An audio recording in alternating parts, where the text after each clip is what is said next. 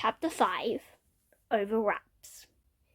Back in the attic of the little run-down house, the little ghost was having a little moment of lament. It couldn't believe the simple foolish mistake it made when it was outside in Pure Heart Valley. It all started out simple.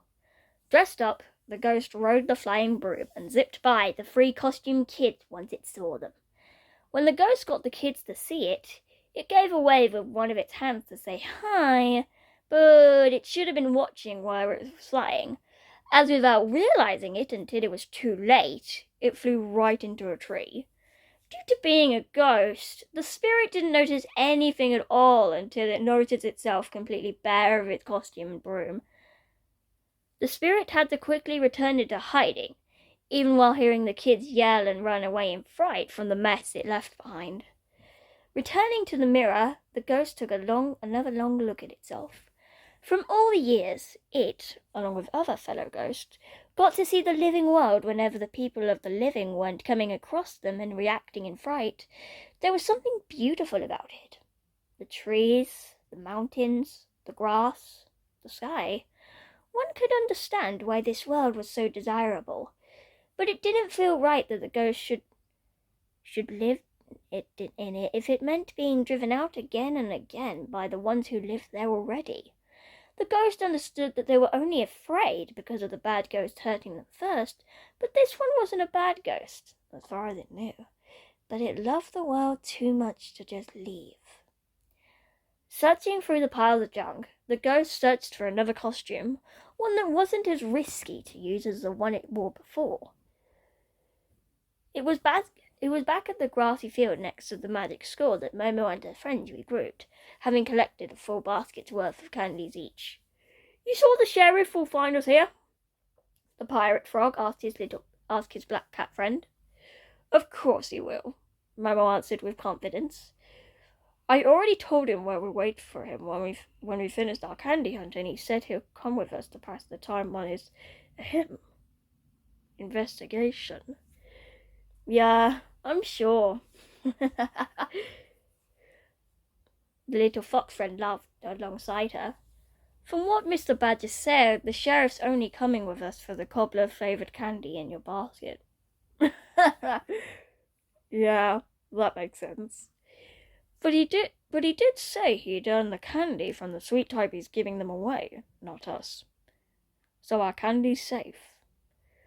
"I can see it now," the frog friend joked. "He'll probably be going right into every house for the cobbler candy while saying he has a warrant or something." Momo added one last bit to the frog's joke. "Well, he better hope he has one if he's going to Farmer Buns." The 3 kids were shortly interrupted by the official arrival of the sheriff and his deputies. From what they could glimpse of the group ahead of them, Mama was still arguing with Badger Clops. The badger was teasing the black cat over his hypocrisy about never getting off work to go candy hunting with kids, while said black cat was loudly clarifying that he was working while getting a candy bonus. Badger Clops was already getting on Mama's case about not allowing him the same luxury earlier, to which Mama again tried to make an excuse for. Adorabat tried to play the mediator between the two, appealing to Mama by saying it's okay to have some candy and fun while out on patrol, and to Badger Clops by saying that you already had candy before work anyway. After a few seconds of watching the spectacle, Momo decided to approach them first. "Hi, everyone," she said to the 3 after walking right up to them and interrupting their dialogue. As expected, all 3 of them quieted down. Mama was quick to be the first one to speak for his group. "Hello again, Momo," he began after clearing his throat and putting his hands behind his back. "Sorry for the commotion. Sometimes partners can have a hard time agreeing on things."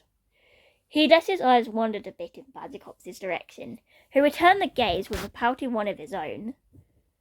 "It's fine," Momo reassured. "You want to get started?" Mama got ready to answer, but was swiftly interrupted by Badger Clops shoving himself right over the cat, putting a hand over him like he was foliage to be pushed aside to the point that Mama felt squished. Yes, let's go!" the badger exclaimed ravenously. ignoring Momo under him. Momo backed away nervously from the badger's insane demands for sweets. Okay then, she eased in her speech, unaware of a creaking sound creeping up closer to get her and her group from behind. Well, we can start at the foot of the Ruby Heart Spire and make our way to Muffin's... All 6 people jumped, startled by the sound of something unwinding and zinging in the air above, culminating in some wooden crash. They all looked up to find that whatever made the sudden around was no longer in sight, but they did catch the spectacles of long white cloth strips floating gently down before landing on the roof of the school and several other houses outside the school grounds. Some of the strips of cloth even landed on the people themselves, leaving them somewhat draped. Momo didn't hesitate to sweep the stray piece of cloth his head and shoulders. For the lot, team! He dramatically got into sheriff mode, taking a survey of how the now messy-looking rooftops of the nearby neighborhood. Looks like we were pranked. Hey now, Mal. I'm sure it's just all in good fun. Badgerclops humorously begged to differ, but Mama wasn't having it. There's nothing fun about personal property getting vandalized with a mass toilet paper trap. He turned back to the main town areas of the valley. This must be Pinky's doing, he growled. Dude, how do you know that? Badgerclops asked. Just a hunch, was Mama's answer. He turned to both Badgerclops and Adorabat. You guys, check out the area around the school for clues. I'll be going further out. Without giving them time to argue, he turned to leave for the urban areas. But the 2 deputies did attempt to snag him back with a few words. Where are you gonna be?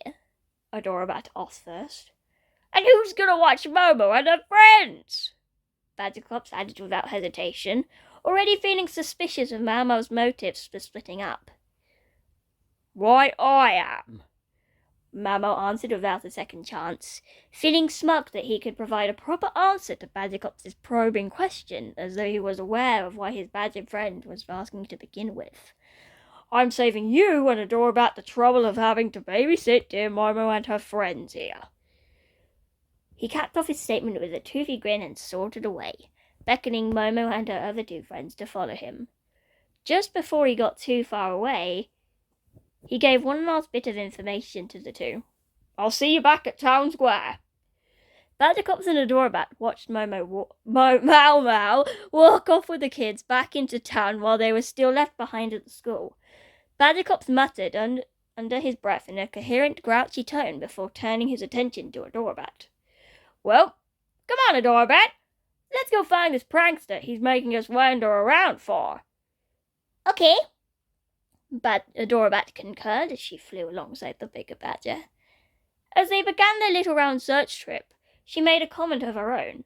Well, the main pie event hasn't happened yet. We still have a few hours. Yeah, sure. Just a few agonizing, food-deprived hours. Badgerclops groaned while facing away from the little bat. Just then, he heard a ping and felt his phone vibrate, prompting him to put his phone out of one of the pouches of his bandolier. Both he and Adorabat leaned in closer to look at the screen to find a text from Mau. I'll save you a little something. Wink. Badgerclops nearly threw his phone the first second his eye grazed the text, when Adorabat knew well enough to fly away from him. Why that little? The badger squeaked. I knew it!